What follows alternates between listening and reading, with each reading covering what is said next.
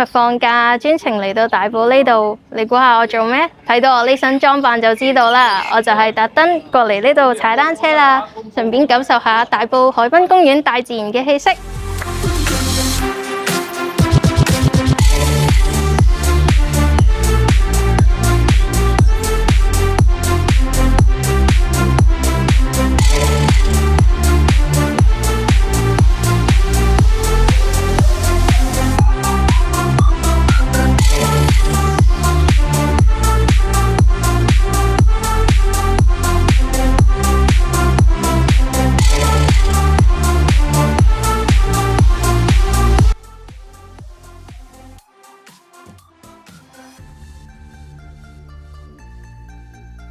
唉，仲諗住 day off relax 下，結果老闆打嚟話大埔有個新盤，叫我順便去睇下喎。好啦，老闆記得計返我 OT 啊！我哋而家嚟到上賢呢個地盤啦，呢個由萬科發展，一共分為3期，提供1650伙。而我身後呢座嘅 Tower 2就係第1期嘅第2座。第1期一共提供403伙。我哋而家嚟睇下附近嘅環境係點啦。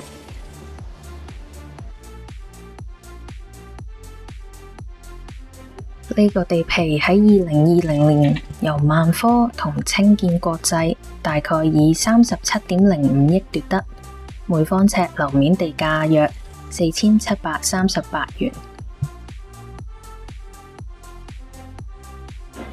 屋苑總共由6座大樓組成，配合山巒起伏，建築群將會高低錯落，層次十足。上賢依山而建，每座之間都有蓋行人通道連接，好方便。除咗本身都俾大自然包圍之外，發展商將來仲會喺平台放唔同嘅植物，令到屋苑更加融入大自然。而家首先賣嘅第1期第2座，一共17層高，由開放式到4房都有，實用面積由214尺去到916尺。主打會係1房同2房，佔全盤嘅70%，關鍵日期會係2026年嘅7月。可以睇到屋苑旁邊就係吐露港公路，如果揸車2個單位就直接上高速啦，冇車都冇問題。而家屋苑樓下有小巴20號 S 來往馬窩到大埔墟鐵路站，途經大埔街市，方便大家購買日常用品。另外，發展商都申請緊屋苑穿梭巴士，方便住客多一種交通工具做選擇。我哋而家就由上賢呢個地盤睇下去大埔墟地鐵站要幾耐啦。